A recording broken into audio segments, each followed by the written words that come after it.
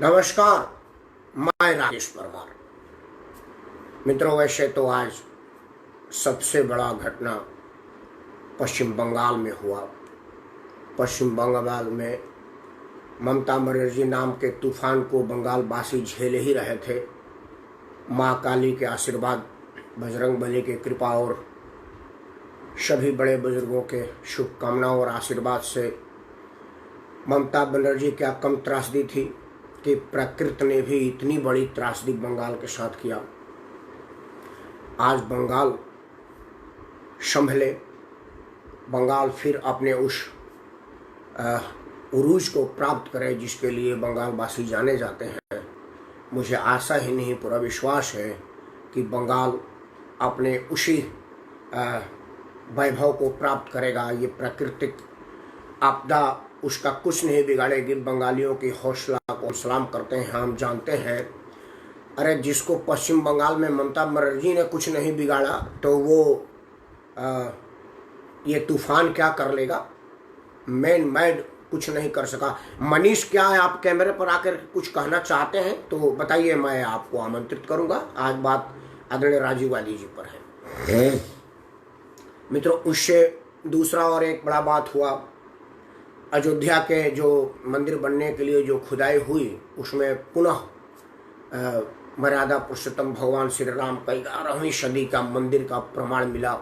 खैर वो तो पहले से था, वो तो चूंकि हम हिंदू बहुल देश हैं और इसीलिए हमको हमारे भगवान को प्रमाण करने में 150 साल लग जाता है। हम कहाँ हैं हमको इसी बात से अंदाज लग जाना चाहिए। वो भी हमारे लिए महत्वपूर्ण नहीं था। दूसरा एक और खबर आया, वो हालांकि मैं तो पहले अपने लाइव में बताया था, जिस वक्त प्रियंका जी ने अपने 1000 बसों की सूची सौंपी थी। उत्तर प्रदेश सरकार ने कहा कि आपकी बसें कंडम है, किसी की फिटनेस नहीं है, किसी की इंश्योरेंस नहीं है, कोई बैठने लायक नहीं है। तो मैंने ये बताया था कि ये तो प्रियंका गांधी की बस है, आप अपने राज्य ट्रांसपोर्ट की बस देख लीजिए। वो सिर्फ उत्तर प्रदेश नहीं, देश भर की जो राज्य सरकार की राज्य ट्रांसपोर्ट की बसें देख ले। अगर उसमें 2% बस भी फिटनेस में पाई जाए तो मैं उन लोगों को सादर धन्यवाद दूंगा, उस ट्रांसपोर्ट विभाग का। ऐसा नहीं, 100% बसें बैठने के योग्य ही नहीं होती। उन राज्य ट्रांसपोर्ट के सभी बसों में हॉर्न छोड़कर के बाकी सब बॉडी बजता है। आगे पीछे लोगों को उनके चलती आवाज से पता चलता है कि कोई बस आ रहे, लोग साइड में हो जाते हैं, और अगर नहीं होते तो ड्राइवर उसको धक्का मार के साइड कर देते हैं। तो आज तक रिपोर्टर ने उत्तर प्रदेश के बसों का दशा दिशा बताया, वो सारी की सारी फेल मिली। किसी का इंश्योरेंस नहीं था तो किसी की फिटनेस नहीं थी। मतलब ये मैं पहले बता चुका था कि आप प्रियंका गांधी के बसों का फिटनेस बाद में चेक करिएगा, पहले अपने बसों का फिटनेस देख लीजिए जो आपके अधीन आते हैं। खैर वो एज यूजुअल था, सूचना था, इसलिए मैं आपको दे देता हूं। इन सब झंझटों और तौर के बाद आज जो मेन मुद्दा है वो मुद्दा है कि भारत का ये सौभाग्य हुआ कि किसी दिन भारत में भी एक गैर राजनीतिक शख्सियत को, अनफॉर्चुनेट, बड़ा ही दुर्भाग्यशाली वातावरण में देश का प्रधानमंत्री बनने का उस वक्त तो दुर्भाग्य था, लेकिन देशवासियों के लिए सौभाग्य हुआ कि एक ऐसा प्रधानमंत्री देश को मिला जो राजनीतिक व्यक्तित्व तो नहीं थे, राजनीति उनके स्वभाव में नहीं था। हालांकि उनका लालन पालन, उनके जीन में राजनीति, उनके नाना परनाना से लेकर के उनके पिताजी भी स्वयं एक बहुत बड़ा पार्लियामेंटेरियन थे, संसद में ईमानदारी के प्रतीक थे। अपने ही ससुर के विरुद्ध घोटाला उठाने वाला मेरे ख्याल से पहला शख्सियत है जिसने भारत के पार्लियामेंट में कहा कि भाई देश के प्रधानमंत्री आपके नाक के नीचे घोटाला हुआ है। उस वक्त इतनी बड़ी बात हुई थी। आज सोच लीजिए कि क्या कोई दामाद अपने ससुर के ही विरुद्ध लोकसभा में प्रश्न उठा सकता है क्या? लेकिन उन्होंने कहा कि मैं पहले पत्रकार हूँ, देश का संसद सदस्य हूँ, प्रधानमंत्री का दामाद एक वो अलग चीज़ है, वो हमारे घर में है, जब मैं घर में जाऊँगा तो उनका दामाद होऊंगा। हालांकि उसका कितना बड़ा सजा भुगते कि कहीं पर उनका नाम नहीं आता है। प्रियंका जी ने अपने बच्चों के नाम में राजीव गांधी लिखा, लेकिन फिरोज जी का नाम कहीं नहीं लिखा। वरुण गांधी शायद अपने नाम में फिरोज लिखते हैं, वरुण फिरोज गांधी शायद वो लगाते हैं, मुझे पूरा मालूम नहीं है। लेकिन उनको इतनी बड़ी सजा मिल गई कि उन्हीं के बच्चों ने, उन्हीं का लालन पालन करने वालों ने उनको ठुकरा दिया। लेकिन कोई बात नहीं, वो अपना काम कर चुके थे। ऐसे शख्सियत के बेटा थे वो। उनकी माता जी को तो आयरन लेडी कहा जाता था। अटल जी ने उनको दुर्गा का अवतार बोला था। अमेरिका ने उनका लोहा माना था। इंदिरा जी की शख्सियत के मुकाबले तो अभी देश दुनिया में कोई प्रधानमंत्री नहीं है जो जो जो शख्सियत आदरणीय इंदिरा जी ने प्राप्त किया था। लेकिन आज बात आदरणीय राजीव गांधी जी पर हो रही है। मित्रों, राजीव गांधी जी भारत रत्न ले लिए गए थे, दे दिए गए थे, वो एक विवाद का विषय हो सकता है। मैं उस पर नहीं जा रहा हूँ कि राजीव गांधी जी भारत रत्न थे कि नहीं थे, वो राजनीतिक मुद्दा हो जाएगा। आज का मेरा बात विशुद्ध रूप से गैर राजनीतिक और गैर जरूरी मुद्दों को छोड़ करके राजीव गांधी जी का मतलब क्या है इस पर। मित्रों, राजीव गांधी की जन्मदिन पुण्यतिथि आप सबको पता है, उसमें कुछ कहने की जरूरत नहीं है, वो इतिहास का विषय है। राजीव गांधी का मतलब जो मैं समझ रहा हूँ, बीइंग ए सामाजिक आदमी, देखिए क्या देश का आज का प्रधानमंत्री ये हैसियत में है, ये शक्ति में है, ये सोच में भी है कि वो ये कह सकता है कि जी मैं जब 1 रुपया भेजता हूँ तो राकेश परमार तक 15 पैसा पहुँचता है? क्या आज का प्रधानमंत्री या कोई भी राजनीतिक आदमी ये कह सकता है? तब जबकि उनके पहले तक जितने भी प्रधानमंत्री हुए वो सब उन्हीं के परिवार के लिए हुए। क्या ये उनके नाना जी प्रधानमंत्री, उनके माता जी प्रधानमंत्री थे, बीच में थोड़े दिन के लिए कोई और रहा तो उन्हीं का अनुकंपा पर हुआ? क्योंकि राजीव गांधी जी के पहले तक तो कोई गैर कांग्रेसी प्रधानमंत्री मजबूती से आया नहीं था। कोई 2-4-5 दिन के लिए आ गया, वो अलग बात है। शास्त्री जी गए तो कांग्रेस के थे, थोड़े दिन के लिए थे, लेकिन उन्हीं के माता जी, उन्हीं के नाना जी देश पर राज किए थे। इस स्थिति में क्या कोई आदमी ऐसा प्रश्न, ऐसा बात कह सकता है? लेकिन इसी को बोलते हैं साफ हृदय, साफ मन और गैर राजनीतिक व्यक्तित्व। उन्होंने स्वीकार किया कि देश में भ्रष्टाचार इस कदर तक है कि हम 1 रुपया भेजते हैं तो 15 पैसा पहुंचता है। बजाय उनके बातों का आदर से स्वीकार करना और उसको रोकने के उपाय सुझाने की जगह लोग उनका मजाक उड़ाने लगे। आज भी कुछ सोशल मीडिया का बयानवीरों ने कहा है कि बाप 1 रुपया भेजता था तो 15 पैसा पहुंचता था और बेटी 1000 बस भेजती है तो 15 पैसे पहुंचता है। इस तरह की बेजलूल बेहियात बात करने से पहले आप वो जो आदमी कह रहा है उनको एक बार राजीव गांधी के फोटो के सामने बैठ करके अपना फोटो मिलाकर देखना चाहिए कि क्या उस कागज की तस्वीर के मुकाबले में उनका जीवंत तस्वीर है जहाँ राजीव गांधी जी के विषय में कुछ बोलने का। मित्रों, जिस तकनीक से मैं आपसे बात कर रहा हूँ, ये तकनीक का देन राजीव गांधी। जिस कंप्यूटर क्रांति से आज रेल के टिकट 1 घंटे में 5.5 लाख बिक गया सूचना था, उसका देन राजीव गांधी। जिस तकनीक से आज डोर टू डोर पैसा पेमेंट हो जाती है, उस तकनीक का देन राजीव गांधी। सबसे पहले एटीएम लाने की परिकल्पना और एटीएम का शुरुआत करने वाले राजीव गांधी। देश में जो ग्राम पंचायतों में अधिकार मिला है, जो पंचायती राज व्यवस्था लागू किया, राजीव गांधी।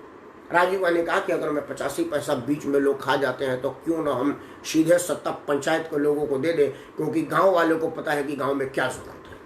गांव वाला, हमारे गांव में मालूम है कि कुछ पहले नाली बनवानी है कि सड़क बनवाना है, खड़ंजा बनवाना है कि बिजली का पोल गड़वाना है। मुझे मालूम है, दिल्ली का आदमी क्या मेरे गांव की दशा दिशा जानता होगा। मैं दिल्ली में रहता हूँ, मुझे ही अपने गांव की समस्या से बहुत ज़्यादा रूबरू मैं नहीं हूँ कि असल में मेरे गाँव में नाली की जरूरत है कि बिजली की जरूरत है।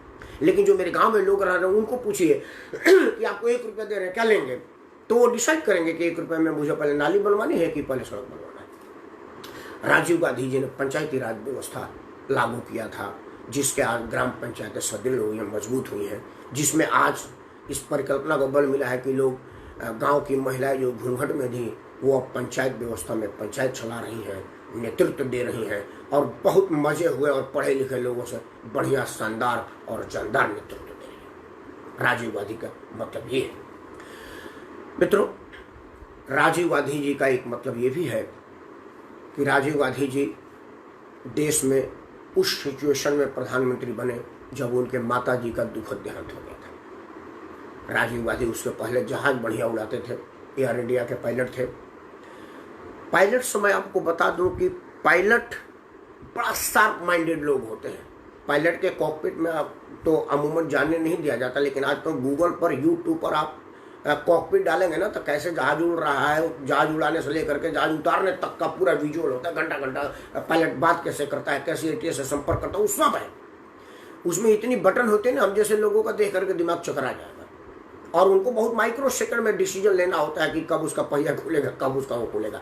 इतनी महान शख्सियत के राजीव गांधी जी को जब देश का प्रधानमंत्री बनने का दुर्भाग्य प्राप्त हुआ, वो सौभाग्य नहीं था श्री राजीव गांधी जी के लिए, दुर्भाग्य का मौका था कि उनको देश का प्रधानमंत्री का बागडोर संभालना पड़ा। एक जगह दुनिया की सबसे आदरणीय और प्यारी प्रचलित प्रमुख और दुनिया भर में सुविख्यात शख्सियत का बॉडी अस्पताल में पड़ा हुआ है, दूसरी तरफ वो बेटा जो अपने माँ के राजनीति में कोई योगदान देने की इच्छा नहीं थी, मजबूरी था कि उनका अपना भाई का विमान दुर्घटना हो जाता है और माताजी को लग रहा है कि मैं जीऊं तो किसके सहारे जीऊं। उन्होंने अपने बेटे से अनुरोध किया कि कम से कम एक बेटा तो मेरे दुख के और रोज रोज के कामों में मेरा हाथ बटाए। तो एयर इंडिया की नौकरी छुड़वा करके उन्होंने उनको राजनीति में कदम रखने का अनुरोध किया और वो महासचिव के रूप में भारत की राजनीति में अपनी पारी की शुरुआत की। इसके पहले को वो राजनीतिक दाव पे समझ जाते, दाव पे समझाने वाली माँ जो कि हर बच्चे का प्राथमिक गुरु होती है, वही इस दुनिया को छोड़ के जा चुकी थी। श्रीमती इंदिरा गांधी जी सिर्फ राजीव गांधी जी की माता नहीं थी, दुनिया भर के सबसे प्रचलित, प्रमुख और सबसे सशक्त निर्णय लेने वाली उस शख्स महिला थी जिसको आयरन लेडी कहा जाता था। दुनिया में अमेरिका को अगर कोई आदमी ने दाव दिखाया, अमेरिका को किसी आदमी ने औकात दिखाया तो वो थी इंदिरा जी। अमेरिका में अमेरिका को औकात दिखाने वाली महिला का शव पड़ा हुआ है और उस सीट को संभालना है। मतलब आप समझिए कि आप कभी साइकिल पर नहीं बैठे हैं और आपको रेसर बाइक दिया जाता है कि आप रेसर बाइक चलाइए। राजीव गांधी जी उस स्थिति में उस रेसर बाइक पर बैठे थे जिसमें कांटों ही कांटे थे, उनके अपने लोगों का कांटा, राजनीतिक कांटा, एडमिनिस्ट्रेशन का कांटा, कई तरह के झंझावात से लेस उस सीट पर राजीव गांधी जी बैठे। लेकिन मानना पड़ेगा कि जो आदमी कभी साइकिल नहीं चलाया वो स्पीड बाइक को बहुत बढ़िया खूब संतुलन से बिना कोई दुर्घटना किए, बिना कोई साइड मारे खूब बढ़िया से बाखूबी चला करके ले गए और हमारे देश को उस स्थिति में लेकर के गए जिसकी परिकल्पना पर आज हम सब लोग गौरवान्वित महसूस करते हैं। मित्रों, हमारे राजीव गांधी जी का आने के पहले लोगों को मतदान देने का 25 वर्ष से ऊपर थी। राजीव गांधी ने कहा कि युवाओं का देश है, युवा कंप्यूटर चला सकता है, युवा विद्यालय में इंजीनियरिंग के माध्यम से सड़क बना सकता है, गाड़ी चला सकता है, तो फिर वोट क्यों नहीं दे सकता। राजनीति में सीधा युवाओं की भागीदारी की परिकल्पना राजीव गांधी जी ने ही सोचा था। आज उस राजीव गांधी का दुखद देहांत है।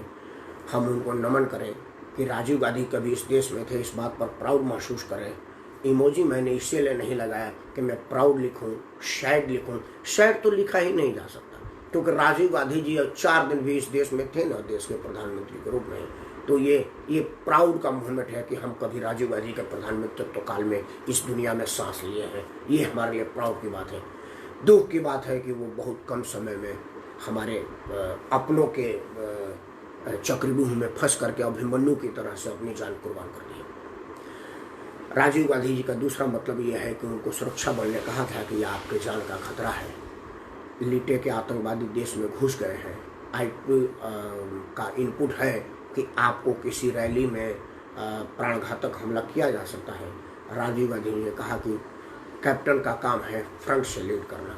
अगर मैं ही दुबक करके घर में बैठ जाऊंगा तो लोगों का क्या होगा। ये बिल्कुल उसी तरह का बयान था जिस तरह से उनकी पूजनीय माता जी ने कहा था। उनके सुरक्षा बल में तैनात खुफिया वालों ने कहा था कि सूचना मिली है कि कुछ आपके सुरक्षा में तैनात सिखों के तरफ से आप पर हमला होने की सूचना प्राप्त हो रही है, आप सिखों को सुरक्षा में हटा दीजिए। तो इंदिरा जी ने कहा था कि अगर मैं देश की प्रधानमंत्री होकर के अपने ही देश के नागरिक पर अविश्वास व्यक्त करूंगी तो फिर देशवासियों को कैसे कहूँगी कि देश का हर नागरिक मेरा भाई है, मेरा बेटा है, मेरा अपना है। मेरी जान जाए तो जाए, लेकिन मैं अपने ही नागरिकों पर अविश्वास नहीं कर सकती। उसका परिणाम हुआ कि हम एक ऐसे देश के प्रधानमंत्री से मरूम हुए जिसको दुनिया लोहा मानती थी, जिसको दुनिया जानती थी। राजीव गांधी जी भी अपने माता जी के उसी संस्कार, उसी परंपरा, उसी खून, उसी जीन, उसी दूध के असर था कि उनके सुरक्षा में तैनात सुरक्षा कर्मियों ने जब कहा, उनको खुफिया एजेंसियों की इनपुट थी कि आपका जान का खतरा है, रैलियों से अवॉइड करें। खासतौर से पर्टिकुलर इनपुट था कि आप जिस रैली में जा रहे हैं वहाँ पर आप पर हमला होने वाला है। लेकिन राजीव गांधी ने कहा कि कोई बात नहीं, हम देश के नागरिकों पर अगर विश्वास करेंगे तो फिर हम देशवासियों को कैसे कहेंगे कि हमारे देश के प्रत्येक नागरिक को भरोसा करें। ये है राजीव गांधी का गैर राजनीतिक होना। अगर वो राजनीतिक होते तो पेट दर्द का बहाना बना सकते थे, सर में बैग दर्द हो गया ये बहाना बना सकते थे, गाड़ी का टायर पंचर हो गया ये कह सकते थे, और रैली से जाने से मना कर सकते थे। जैसे आजकल लोग कह रहे हैं कि बारिश होने की वजह से हेलीकॉप्टर नहीं उतरी, हम वीडियो पर आपको संबोधित करेंगे। लेकिन राजीव गांधी जी राजीव गांधी थे। मित्रों, कंप्यूटर क्रांतिवीर राजीव गांधी को सलाम। कंप्यूटर तकनीकी, मोबाइल तकनीकी और लोगों को आधुनिक शिक्षा से रूबरू कराने वाले राजीव गांधी जी को सलाम। मित्रों, आज जो भारत के प्यारे प्रधानमंत्री आदरणीय नरेंद्र मोदी जी जो कह रहे हैं कि एक हाथ में कंप्यूटर और एक हाथ में कुरान, उस परंपरा की शुरुआत ही राजीव गांधी जी ने कहा है कि आप अपनी सारी शिक्षा ग्रहण करिए, लेकिन कंप्यूटर को भी अपने शिक्षा में शामिल कीजिए। आप सबको बताते हुए मुझे गौरव का अनुभूति हो रहा है कि मैं भी उन्हीं के द्वारा स्थापित पहले बैच का कंप्यूटर डिप्लोमा हूँ। उस वक़्त कहीं कहीं कंप्यूटर था। मैं उत्तर प्रदेश के बलिया वाला नागरिक होने के नाते मैं पटना में जा कर के डिप्लोमा किया था, क्योंकि तब पटना और बनारस और लखनऊ में कंप्यूटर का इंस्टीट्यूट नहीं खुला था। तो मैं भी राजीव गांधी जी के उस बताए हुए रास्ते कंप्यूटर के जरिए देश में क्रांति लाई जा सकती है, उसके पहले बैच का डिप्लोमाधारी हूँ। इस बात पर मुझे बहुत प्राउड महसूस होती है। राजीव गांधी जी क्या थे, क्या सोचते थे, ये आदमी आज समझने पर मजबूर हो रहा है कि देखिए कि कंप्यूटर ने आपके जीवन शैली को कितना आसान कर दिया है, कंप्यूटर ने आपके रहन सहन को कितना आसान कर दिया है। कल्पना कीजिए कि अगर कंप्यूटर नहीं होती तो क्या मैं सीधे आपसे संवाद कर सकता था। एक तरफ मैं बैठा हूँ, मेरे से कई मील दूर मेरे बड़े भाई आदरणीय निर्मल सिंह जी बैठे हैं, सैकड़ों नहीं मेरे ख्याल से 1000 किलोमीटर दूर आदरणीय द्विवेदी जी मेरे को देख रहे हैं, श्रीकांत भी मेरे से 10-20 किलोमीटर दूर पर बैठे हैं, बीपी भाई भी मेरे से 10-12 किलोमीटर दूर पर बैठे हैं, मेरे संदीप जी भी मेरे से कई किलोमीटर दूर बैठे हैं, और सब लोग मेरे को देख रहे हैं, और वो लोग चाहेंगे तो उनको मैं भी देख सकता हूँ, मेरे माध्यम से दुनिया देख सकती है। इसकी कल्पना किसी राजनीतिक प्रधानमंत्री ने नहीं किया था, इसकी कल्पना एक गैर राजनीतिक प्रधानमंत्री ने किया था, जिसका नाम था राजीव गांधी। मित्रों, राजीव गांधी की राजनीति आज उसका परिणाम उनकी पार्टी भुगत रही है। राजीव गांधी जी को अगर राजनीति करनी होती तो राजीव गांधी जी संसद में राजनीति के तहत पेश आते, लेकिन राजनीति में उनके उस निर्णय को सलाम करना चाहिए जिसमें उन्होंने कहा था कि इस देश में भ्रष्टाचार तो फंडामेंटल राइट बन गया है, हमें उसको तोड़ना है। मित्रों, आज बात सिर्फ राजीव गांधी पर है। आदरणीय बड़े भाई निर्मल सिंह जी और बीपी भाई कैमरे लेकर के दिख रहे हैं। अगर आप लोग आदरणीय राजीव गांधी जी को श्रद्धा सुमन अर्पित करना चाहते हैं तो मुझे लिखें, मुझे आदेश करें। निर्मल भैया, कम से कम आप तो कांग्रेस के बड़े कदावर आदमी हैं, राजीव गांधी जी और उनके पार्टी से आपका सीधा जुड़ाव है। राजीव गांधी जी के सम्मान में अगर कुछ कहना चाहेंगे तो मैं आपको कैमरे पर आमंत्रित करूंगा, लेकिन उसके लिए आपको आदेश करना पड़ेगा, तभी मैं बुलाऊंगा। बीपी भाई भी है, प्रोत्साहन मंच के माध्यम से बहुत कुछ मैं चाहूँगा। आदरणीय द्विवेदी जी अगर आज कुछ कहें, बहुत दिनों से आपने मुझको आशीर्वाद दिया नहीं है, अगर आप आदरणीय राजीव गांधी जी के सम्मान में द्विवेदी जी अगर कुछ कहेंगे तो मुझे बहुत अच्छा लगेगा, क्योंकि राजीव गांधी जी मेरे ख्याल से देश का प्रधानमंत्री किसी पार्टी का नहीं होता, और मैं जिस राजीव गांधी की बात कर रहा हूँ वो कांग्रेस के सिपाही नहीं, देश के प्रधानमंत्री थे, और मैं जिन जिन बातों को रखा हूँ वो देश के प्रधानमंत्री के रूप में रखा हूँ। श्रीकांत भाई ने मुझे मार्गदर्शन दिया है, तब तक निर्मल भाई से अनुरोध है, और बीपी भाई से ये कोई आदमी तो मेरे को आ करके मार्गदर्शन दे, तब तक मैं श्रीकांत भाई की बात पढ़ रहा हूँ। एक तो श्रीकांत भाई को मैं नमस्कार बोल रहा हूँ। श्रीकांत भाई ने लिखे कि भैया सबसे पहले राजीव गांधी जी को सत जी, मेरे तरफ से भी सत है उनको। दूसरा, भैया जब राजीव गांधी जी की राजनीति से दूर दूर तक कोई नाता नहीं था तो आखिर क्यों उन्हें उस पद पर बिठाया गया था? क्या कांग्रेस के पास कोई और नेता नहीं था जो उस पद की शोभा बढ़ा सके, या और कुछ और? हाँ बिल्कुल, बहुत सुंदर आप बात करें, आपका प्रश्न बिल्कुल बढ़िया है, लेकिन आपका प्रश्न कांग्रेस की राजनीति पर है और आज राजीव गांधी की श्रद्धांजलि पर मौका है। लेकिन बिल्कुल आपने ठीक कहा। राजीव गांधी जी, आपको पहले आप उस बताता हूँ उस वृत्तांत को। वो अक्टूबर 1984 गांव में दशहरा और दिवाली की उन्माद थी। मेरे गांव में भी दिवाली और दशहरे पर नाटक का आयोजन होता था, लक्ष्मी पूजन का, और हम लोग युवा होने के नाते उसी पूजन में व्यस्त थे। देश लक्ष्मी पूजा की तैयारी कर रहा था। राजीव गांधी जी बंगाल के दौरे पर थे, कांग्रेस के महासचिव के रूप में। उनको कांग्रेस के पार्टी में ही बहुत बड़ा योगदान की अपनी अभिलाषा नहीं थी कि वो कांग्रेस में अध्यक्ष बनेंगे या योगदान देंगे। सरकार की तो उन्होंने कभी प्रधानमंत्री के कार्यालय में कभी पास लेकर के एंट्री नहीं किया था। एक सफदरजंग रोड तो उनका अपना घर था, तो उसमें उनको पास की जरूरत नहीं पड़ती। लेकिन जो प्रधानमंत्री का कार्यालय था तभी उसमें उन्होंने कभी भी ये नहीं कहा गया कि राजीव गांधी जी ने कभी प्रधानमंत्री कार्यालय में पास बनवा कर अंदर गए हो, क्योंकि प्रधानमंत्री के ऑफिस में पास बनाने की जरूरत पड़ती है अगर कोई भी आदमी जाता है तो, चाहे उनका बेटा। हाँ, प्रधानमंत्री का आवास जैसे अभी 7 रेस कोर्स रोड है, नरेंद्र मोदी के परिवार के लोगों को पास की जरूरत पड़ेगी। विद्याभूषण जी भी अगर राजीव गांधी जी को कोई श्रद्धांजलि देना चाहेंगे तो मैं आपको आमंत्रित करूंगा कि कृपया आप कैमरा पर आने के लिए मेरे को कहें, मेरे को लिखेंगे तब मैं बुलाऊंगा। एक्चुअली मैं जब कोई आमंत्रित करता हूँ ना तो वीडियो खराब होने लगता है, आवाज़ बंद होने लगती है और फिर वो लोगों का कैमरा आ नहीं पाता, तो उस देर तक ये बातें सुनाई नहीं देती है। इसलिए मैं चाहूँगा कोई भी आदमी मुझे बीपी भाई और निर्मल भाई और द्विवेदी जी, 3 आदमी से तो मैं आग्रह करूँगा, क्योंकि श्रीकांत भाई ने तो लिखी दिया, उनकी बात मैं पढ़ रहा हूँ। इन लोगों में चाहूँगा कि कोई आदमी आए और अपने कैमरे पर बात करने के मेरे को आदेश करे। तो श्रीकांत, क्या हुआ कि इस बीच राजीव गांधी जी, इंदिरा जी का देहांत हो गया। प्रधानमंत्री को मृत घोषित तब तक नहीं किया जा सकता जब तक कि प्रधानमंत्री के रूप में कोई आदमी शपथ ले ले या जो सुरक्षा परिषद का कोई सदस्य वहां पर टेक ओवर न कर ले। द्विवेदी जी, मैं आपकी बात पढ़ूंगा, श्रीकांत जी के प्रश्नों का जवाब दे दूं।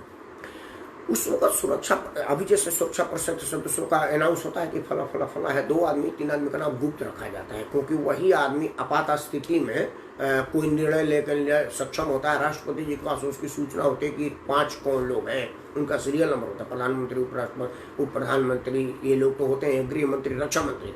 2 नाम गुप्त रखा जाता है कि वो कौन लोग हैं। उस वक्त ये व्यवस्था नहीं थी और हमको हमारे प्रधानमंत्री की मृत्यु की सूचना देनी थी। ये तो समाचार रेडियो के माध्यम से हो ही गया है कि उन्हीं के अपने सुरक्षा गार्डों ने बहुत सारा गोलियों से उनको भून दिया है, तो देश दुनिया को तो ये पता ही चल गया होगा कि उनकी मृत्यु होगी। अब उस वक्त कांग्रेस की बैठक बुला करके तब के सीनियर नेता बूटा सिंह, एसबी चौहान, बड़े बड़े लोग थे, केसी पंत, ये सब लोग थे जो प्रधानमंत्री के योग थे। नरेंद्र तिवारी जी भी उस वक्त थे, नरसिम्हा साहब भी उस वक्त थे, कई लोग उस वक्त थे जो प्रधानमंत्री पद के दावेदार थे और प्रधानमंत्री हो सकते थे। लेकिन उस आपात स्थिति में कांग्रेस की इंटरनल चमचा पॉलिटिक्स ने ये कहा कि आप राजीव गांधी जी को प्रधानमंत्री बना दीजिए, इसलिए कि इसको जरा यहाँ पर होल्ड करिए और थोड़ा गया लाल बहादुर शास्त्री के ऊपर। जब पंडित जवाहरलाल नेहरू जी का देहांत हुआ तो हुआ कि प्रधानमंत्री कौन बनेगा। मोरारजी भाई देसाई अपना दावा पेश कर चुके थे और कई लोग थे, कई लोगों का नाम लेकर के मैं क्यों माहौल को वो करूं।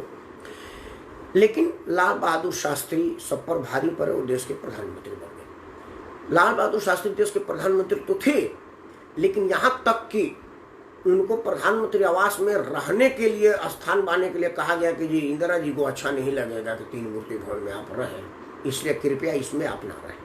प्रधानमंत्री कार्यालय में जाने में भी इंदिरा जी को इच्छा लगेगा, इतना लाल बहादुर शास्त्री परेशान हो गए थे कि वो रिजाइन कर दे। इसी बात की इनपुट पाकिस्तान को लगा कि इस वक्त लाल बहादुर शास्त्री के नेतृत्व में ना तो पार्टी है ना सरकार है, क्योंकि लोग उनको प्रधानमंत्री मानते नहीं है, तो ये सबसे बढ़िया मौका है कि उन पर आक्रमण कर दिया जाए। तो आक्रमण कर दिया, लेकिन लाल बहादुर शास्त्री का प्रखर नेतृत्व और अडिग शक्ति ने धूल चटा दिया 7 फुटा अयूब खान को। उन्हें लगा कि ये भारत का बेटा 5 फुट का ही है, तो कहा हमारे 7 फुट आदमी को धूल चटा दिया। इसलिए कांग्रेस की इंटरनल पॉलिटिक्स है कि वो गांधी नेहरू के बीच में ही घूमेगा। उसी का वजह है कि आज प्रियंका के बेटा को अब नाम बाड्रा से बदल करके राजीव रखना पड़ा, रेहान राजीव खान, क्योंकि आज अगर कोई विषम परिस्थिति आती है, जैसे सोनिया जी का तबीयत खराब था तो वो रिजाइन कर दी कि मैं अब मेरी तबीयत ठीक नहीं रह रहा है, पार्टी का नेतृत्व कोई और ले, तो किसी और ने दावा ही नहीं का फॉर्म नहीं भरा, तो थक हार करके राहुल गांधी को मिला। जब परफॉर्मेंस खराब होने लगी तो राहुल गांधी कमलनाथ को छुट्टी करवाने के लिए, राहुल गांधी के कांग्रेस में रिजाइन करने का कारण कमलनाथ थे। वो चाहते थे कि कमलनाथ रिजाइन करें, लेकिन कमलनाथ अडिग थे और अशोक गहलोत, तो इन लोगों को दिखाने के लिए कि मैं जिम्मेदारी लेकर के रिजाइन करता हूं, तो फिर घूम फिर करके सोनिया जी के पास ही गया। चूंकि कांग्रेस नेतृत्व गांधी नेहरू परिवार से बाहर जा ही नहीं सकता। और एक दूसरा कारण भी है कि जब जब गांधी नेहरू परिवार से बाहर कांग्रेस का नेतृत्व गया तब तब कांग्रेस परेशानी में आया है, जैसे नरसिम्हा जी कुछ दिन तक थे, लाल बहादुर शास्त्री जी कुछ दिन तक थे, और भी जब जब नेतृत्व बाहर, या सीताराम केसरी भी थे, कांग्रेस की स्थिति अब देखिए किस स्थिति में थी। लेकिन जिस दिन से सोनिया गांधी ने नेतृत्व संभाला है, कांग्रेस में टूट की कोई सूचना नहीं है, और आगे भी अगर गांधी परिवार के साथ नेतृत्व हो गएगा तो टूट की सूचना नहीं होगी। इसलिए कांग्रेस का इंटरनल पॉलिटिक्स था कि आप, बूटा सिंह कहते थे मैं प्रधानमंत्री बनूं, केसी पंत चाहते थे कि मैं प्रधानमंत्री बनूं, यहां तक कि वहां के राष्ट्रपति जी की भी अपनी थी, चूंकि वो राष्ट्रपति की सीट की मर्यादा है, मैं उस पर नहीं बोलूंगा, लेकिन उस वक्त ज्ञानीजैल सिंह की भी इच्छा नहीं थी कि राजीव गांधी प्रधानमंत्री बने। यहाँ तक तो सूचना दी जाती कि राजीव गांधी को सस्पेंड करना चाहते थे, लेकिन ये उचित नहीं है कहना, क्योंकि राष्ट्रपति के विरुद्ध बोलने का, राष्ट्रपति के लिए बोलना मेरा संवैधानिक अधिकार नहीं है। सुप्रीम कोर्ट के सर्वोच्च जज, चीफ इलेक्शन कमिश्नर और देश का राष्ट्रपति पर मैं बिना अधिकार का नहीं बोल सकता, इसलिए इस पर नहीं बोल रहा हूं। उस पॉलिटिक्स के वजह से हुआ कि राजीव गांधी को प्रधानमंत्री बनाया जाए, पहले पार्टी एकजुट हो, फिर देश को हम एकजुट कर लेंगे। राजीव गांधी जी इसीलिए प्रधानमंत्री बनाए गए थे, ये नहीं था कि राजीव गांधी ही सर्वाधिक उपयुक्त व्यक्ति थे, तब कांग्रेस में कोई उपयुक्त नहीं था। वो तो मनमोहन सिंह जी के जमाने में भी था कि ऐसा नहीं था कि मनमोहन सिंह के अलावा और कोई योग्य नहीं है। ये तो भाजपा में लागू है कि नरेंद्र मोदी के अलावा कोई भाजपा में योग्य नहीं है, ये तो सब पर लागू है। मुलायम सिंह के अखिलेश से योग्य कोई और सपा में था कि नहीं? 7वीं में 7 बार फेल तेजस्वी से बड़ा कोई राजद में है कि नहीं है? ये तो देश भर की पॉलिटिक्स आ गई है। तेलुगु देशम में वाईएसआर का बेटा से बड़ा कोई वाईएसआर आंध्र प्रदेश में था कि नहीं? हमारे देश में चमचागिरी इतनी अंदर तक जड़ कर गई है कि हम आगे सोचा ही नहीं पाएंगे। आप उत्तर प्रदेश के में देख लीजिए, मैं यूपी का नागरिक हूँ श्रीकांत भाई, अखिलेश यादव को क्यों मुख्यमंत्री बनना पड़ा? उनके अपने शिवपाल नहीं बने जो मुलायम सिंह के साथ राजनीति शुरू किए थे। जितना मुलायम सिंह की राजनीतिक शख्सियत हैसियत थी, उतना ही शिवपाल जी की भी थी, लेकिन नहीं, चूंकि शिवपाल जी भाई थे और अखिलेश स्वयं बेटा थे, इस वजह से अखिलेश मुख्यमंत्री बने और पार्टी भी अखिलेश के साथ रही। आज शिवपाल को कोई पार्टी में नहीं पूछ रहा, अखिलेश को पूछ रहा है चमचा प्रकृति। लालू प्रसाद यादव का 7वीं में 7 बार फेल बेटा खींच खाच के 9वीं पास बेटा ही उप मुख्यमंत्री और स्वास्थ्य मंत्री बनेगा, और बाकी नाम रखूंगा तो आप कहेंगे कि आप छतरी है इसलिए छतरी का नाम रहे, मैं छतरी छोड़ देता हूं। और भी कई लोग थे लालू जी के पार्टी में, उन लोगों के साथ पार्टी नेतृत्व तो क्यों नहीं हुआ?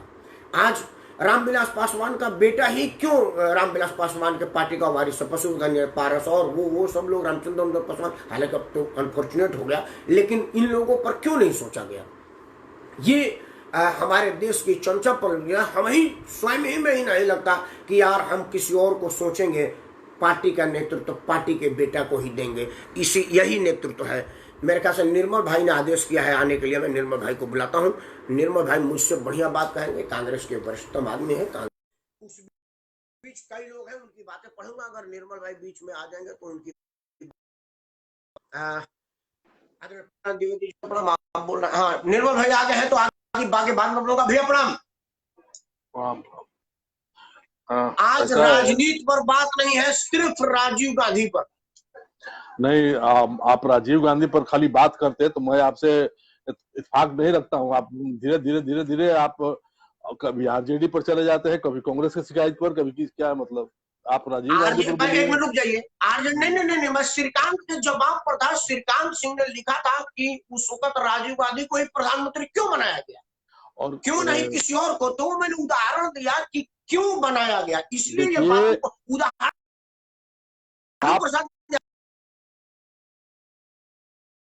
निष्पक्ष है, इसलिए मैं आपके चैनल पर आता हूँ, तो हमारी भी बात को थोड़ा सा ध्यान रखिए। आप निष्पक्ष हैं, आप विपक्ष नहीं है। हाँ बताइए।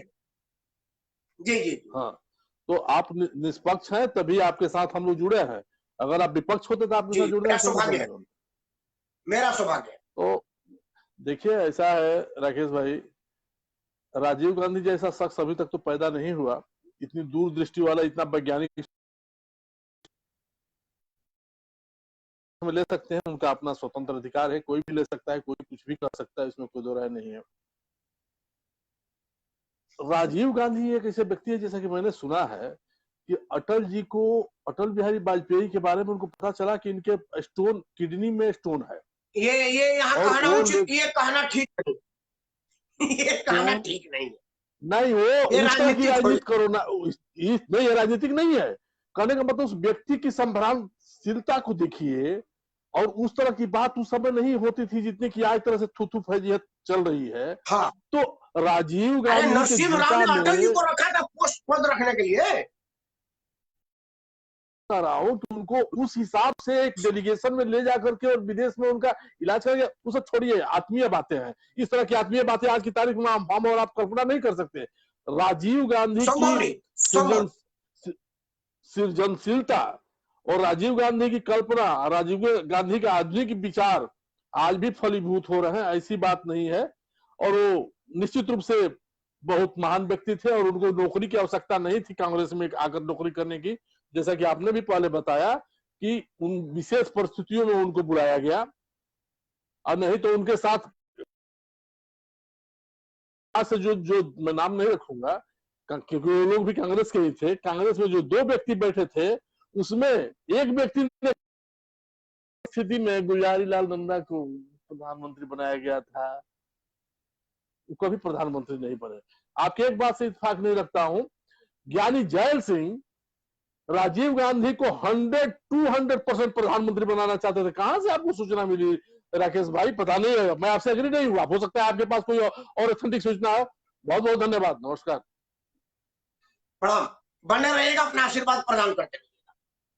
Thank you. खैर, बड़े भाई निर्मल सिंह जी थे। मैंने इनसे आमंत्रित किया था कि कांग्रेस के अंदर के आपने अपना बात रखा, उनका बहुत बहुत धन्यवाद। मैं पढ़ रहा था आदरणीय प्रेम नारायण द्विवेदी जी की बात। प्रेम नारायण द्विवेदी जी को मैं सादर प्रणाम बोल रहा हूँ। प्रेम नारायण द्विवेदी ने कहा कि भारत के राजीव का योगदान सदैव अविस्मरणीय रहेगा। कोटशा नमन विनम्र श्रद्धांजलि, मेरे तरफ से भी उनका श्रद्धांजलि। गैर राजनीतिक व्यक्ति का राजनीतिक योगदान पर सत सत नमन है उनको। बीपी भाई ने लिखा है सत सत नमन, बिल्कुल नमस्कार। बीपी आ सकते तो आइए ना, बीपी भाई आ सकते हैं क्या? आइए ना, आपको कैमरा पर बुला रहा हूं, आइए आप बीपी भाई। बीपी भाई आइए, आकर रखिए राजीव।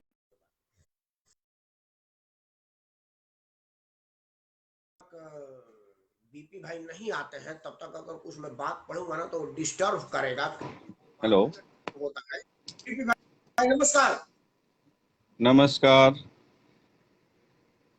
वोट नहीं आ रहा, नमस्कार। हाँ आ रहा है, बीपी भाई आ रहा है, कहिए, सुन रहा हूँ, आपको देख भी रहा हूँ। देख रहे हैं ना? हाँ नमस्कार। क्योंकि आप सबसे अंधेरे पहले में मैं लाइट जलाई है ना विनम्र भाई, आपका श्रद्धांजलि चेहरे पर लाइट राजीव, कम आ रहा है। एक मिनट जरा, आपके घर में लाइट नहीं है क्या? आप देखिए लाइट है, अंधेरे में से टाइप। नहीं नहीं है, लाइट है। तो लाइट जला के बोलना चाहिए ना भाई। नहीं, वो हॉल में लाइट कम था, हॉल में लाइट कम था। मतलब आप सोच रहे थे कि आपके चेहरे पे लाइट से ही लाइट जाए।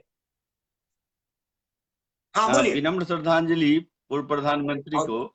और मैं एक तो कहूंगा कि डायरेक्टर टेक्निकल अगर इंडिया के कोई थे तो प्रधानमंत्री, भूतपूर्व प्रधानमंत्री राजीव गांधी थे, जिन्होंने कंप्यूटर जगत जो इंडिया को उन्होंने रूबरू कराया, यहाँ के युवा पीढ़ी को जो उन्होंने दिया हाथ में कंप्यूटर, इसके लिए पूरा भारत उनका ऋणी रहेगा। जिस प्रकार से अटल जी ने सड़क का क्रांति किया था, प्रमोद महाजन जी संचार क्रांति के नाम से जाने जाते हैं, उसी तरह से राजीव गांधी जो है कंप्यूटर ला करके बहुत बड़ा योगदान दिया है। इसके लिए हम सब आभारी हैं। धन्यवाद जी, धन्यवाद। आप थे श्री बीपी सिंह जी। आप प्रोत्साहन मंच के माध्यम से अपनी बात रखते हैं, आपको बहुत बहुत धन्यवाद। मैं अब बात निर्मल भैया ने जो लिखा है, निर्मल भैया के राजीव गांधी जैसा व्यक्तित्व तथा सरल प्रधानमंत्री एवं आधुनिक वैज्ञानिक सोच वाला नेता अभी तक कोई दूसरा पैदा नहीं हुआ। जी बिल्कुल, आपकी बात को मैं मानता हूँ निर्मल भैया, बिल्कुल सत्य बोल रहे हैं आप। अवधेश मिश्रा जी ने लिखा है कि जय हो मिश्रा जी, नमस्कार आपको। मोहम्मद शमीर ने मुझे कुछ मार्गदर्शन दिया, मैं मोहम्मद शमीर की बात पढ़ता हूँ। शमीर ने लिखा है कि भैया आपके हिसाब से कौन सी पार्टी विपक्ष में बीजेपी को टक्कर में ला सकती है आने वाले दिनों में? दिन कोई भी पार्टी ला सकती है। विपक्ष में आप अपने अपने काम पर फोकस रखिए, सरकार के विरोध के लिए विरोध ना करिए, जनता आपके साथ है। अगर कोई भी राजनीतिक पार्टी छोड़ो ना, मैनुद्दीन शमीर, अगर मोहम्मद शमीर सही बात को सही और गलत बात को गलत कहेगा तो मोहम्मद शमीर को लोग पूछेंगे। आज कई लोग हैं ना जिनको लोग इंडिविजुअल कैपेसिटी में लोग जान रहे हैं, पूछ रहे हैं, उनको लोग सुन रहे हैं। वो कोई बड़े पार्टी के नेता नहीं है, किसी राजनीतिक दल के सदस्य नहीं है, लेकिन इस देश का दुर्भाग्य है कि हमारे देश में राजनीति विरोध के लिए विरोध होता है। मतलब मैं विपक्ष में हूं और अगर देश का प्रधानमंत्री हर आदमी को 2-2 गिलास दूध पिलाएगा तो मैं कहूंगा कि सर्दी में दूध, गर्मी में दूध एक जगह दही क्यों नहीं पिला रहा है। तो अगर इसके लिए आप राजनीति करेंगे तो आपके साथ जनता नहीं रहेगी। क्यों कांग्रेस पिछड़ रही है? कांग्रेस के पिछड़ने का कारण था कि कांग्रेस ने कोलैबोरेशन को ज्यादा भाव दिया और सारे छोटे छोटे दल उनके साथ कोलैबोरेशन करके खुद बड़े हो गए और ये कांग्रेस छोटी हो गई। अगर मेरा बात माने तो कांग्रेस अध्यक्ष आज आकर के अनाउंस कर दे कि कश्मीर से कन्याकुमारी तक मैं अकेले चुनाव लड़ूंगा, कोई और नहीं लड़ेगा, मेरा ही कार्यकर्ता MP MLA बनने का टिकट हासिल करेगा और वही का लड़ेगा, आज कांग्रेस लड़ाई में आ जाएगी। लेकिन लोगों को लगता है कि मैं कांग्रेस की राजनीति करूं, अंत में पता चला कि वो मुलायम सिंह के साथ समझौता कर ले, लालू प्रसाद के साथ समझौता कर ले, तो फिर तो ठगा हुआ महसूस करेगा ना। तो अभी कांग्रेस ही एक ऐसी पार्टी है जो भाजपा के मुकाबला कर सकते हैं, क्योंकि पूरे देश में अगर कोई पार्टी है तो कांग्रेस है। बाकी सब पार्टी छुट-पुट है। तुम्हारा RJD, जनता दल यू और नीतीश की पार्टी, रामविलास जी की पार्टी बिहार में है, हमारा लालू मुलायम सिंह जी, मायावती जी की पार्टी यूपी में है, YSR आंध्र प्रदेश में है, ममता बनर्जी बांग्लादेश में है। तो इस वजह बांग्लादेश में स्लिप ऑफ टंग नहीं है, क्योंकि वो बंगाल को बांग्लादेशी बना चुकी है। ममता बनर्जी को भारत का हिस्सा ही नहीं रहने दिया है, वहां की स्थिति भारत से अलग हो गया है, इसलिए मैंने बांग्लादेश जानबूझ के कहा है। मोहम्मद शमीर दोबारा लिख रहे हैं कि विपक्ष का कौन सा नेता उभर कर आता हुआ जो पार्टी की सरकार होती है उस पार्टी में उभर करके आते हुए कि अगर थोड़ा बहुत भी आशंका हो जाएगा तो वो जेल पे होगा या बेल पे होगा, इसलिए ये कह करके मैं किसी आदमी के जान को खतरे में नहीं डालना चाहता। राजनीतिक रूप से ये अपरिपक्व सवाल है, क्योंकि तुम राजनीतिक व्यक्ति नहीं हो, इसलिए पूछा कि विपक्ष का कौन सा नेता प्रधानमंत्री बनने की तैयारी करता है। संतोष गुप्ता जी को नमस्कार, शिवमंगल सिंह जी को भी सादर प्रणाम। आदरणीय प्रेमनाथ द्विवेदी जी ने दोबारा मुझे मार्गदर्शन दिया है। आपने लिखा है कि CME पुणे से कंप्यूटर शिक्षा ग्रहण करते समय राजीव जी की दूरदर्शिता की अनुभूति हुई, निस्संदेह अद्वितीय और अवसर योगदान है। ये बड़ा सौभाग्य है कि आप CME पुणे से कर रहे थे और मैं भी इंस्टीट्यूट ऑफ कंप्यूटर साइंस बाइकॉम बिहार के तहत पटना से शिक्षा गया हूँ। बोरिंग रोड में था मेरा कंप्यूटर इंस्टीट्यूट और साल था 1985। 84 में राजीव गांधी जी प्रधानमंत्री बने थे और 85 में उन्होंने ये परिकल्पना किया था कि पूरे देश भर में कंप्यूटर इंस्टीट्यूट बनाया जाए जिसमें लोगों को ट्रेनिंग किया जाएगा। विज्ञान में स्नातक की पढ़ाई करते हुए एक आदमी को आदेश किया गया कि आप स्नातक के साथ साथ कंप्यूटर को भी करिए। तो मुझे वहाँ पर पटना जाना पड़ा। 1985 का कंप्यूटर का डिप्लोमा मेरे पास, तब जब लोगों को कंप्यूटर कहने नहीं आया था। उस वक्त भी राजीव गांधी क्या सोचे, क्योंकि तब हमें वो फ्लॉपी के बारे में पढ़ाया जाता था कि फ्लॉपी इतनी छोटी 4x4 की फ्लॉपी थी, उसको पढ़ाया जाता नहीं, 6x4 की थी। हाँ, बड़ी वाली, छोटी वाली बाद में आई, 6x6 की फ्लॉपी थी। उसमें जैसे हम अणु विस्फोट पढ़ते हैं ना, 2n², अणु जब विस्फोट होता है तो 2n² पे होता है, 2 नंबर एंड उसका स्क्वायर, जो विघटन पड़ेगी ना तो वो उसका रिएक्शन 2n², जितना स्क्वायर होता जाएगा उतने घनत्व में बढ़ता जाएगा। उसी तरह से फ्लॉपी था, पहले खाने में इतना बाइट, उसके दूर में इतना बाइट, उसके ऊपर बढ़ता जाता तो उसकी बाइट बढ़ती जाती थी। उसका भी 2n² का ही गणक होता था। अगर आप पढ़े होंगे तो आपको पता होगा उस फ्लॉपी में कितने बाइट स्टोर हो सकता था। उसकी जब हम पढ़ते थे तो कहते थे कि यार एक कंप्यूटर में तो 10-20 किताब आ सकता था। सोचिए, उसके बाद पेन ड्राइव आया, हार्ड डिस्क आया, अब तो हजार GB की हार्ड डिस्क, 2-2 TB की हार्ड डिस्क आने लगी है।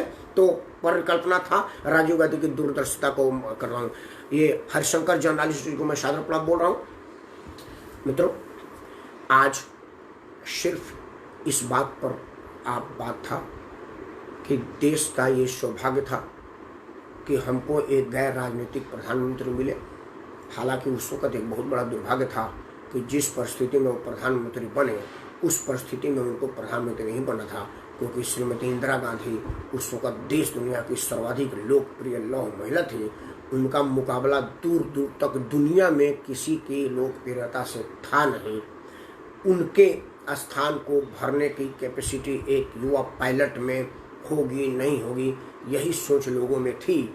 लेकिन हम सब लोग उनके एहसानमंद हैं कि उन्होंने इस देश को न सिर्फ संभाला बल्कि एक नई दिशा दी, एक नई पहचान दी।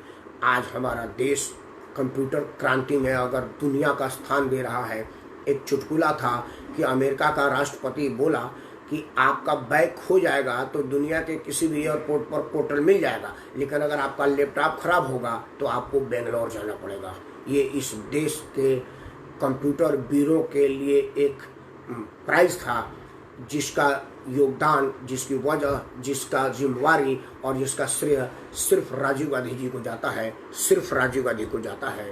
क्योंकि अगर राजीव गांधी जी ना होते तो कंप्यूटर के क्षेत्र में आज इस मुकाम पर हम नहीं होते। हो सकता है समय के साथ साथ कंप्यूटर हमारे यहाँ आता, राजीव गांधी जी के बाद भी बहुत चीज़ आई, बहुत शिक्षा, बहुत तकनीक आई, हम मिसाइल तकनीक में आगे बढ़े, हम और क्षेत्रों में आगे बढ़े, लेकिन बाद में बढ़ते, देर से बढ़ते, लेकिन हम बहुत समय से पहले आगे बढ़ गए थे। इसका श्रेय राजीव गांधी जी को जाता है। ईश्वर राजीव गांधी जी को अपने पनाहों में रखें। हम सबकी सच्ची श्रद्धांजलि यही है कि जिस तरह से राजीव गांधी साफ दिल साफ मन के थे, उसी तरह से हम सब लोग साफ मन और साफ दिल से रहें तो दुनिया हमको आदर से देखेगी और हम भी एक दूसरे को आदर से देखेंगे। इन्हीं शब्दों के साथ उस मेहमानों को मैं अपना श्रद्धा सुमन समर्पित करता हूँ। भगवान उनको अपने पनाहों में रखें। जय श्री राम। राम राम। जय श्री राम।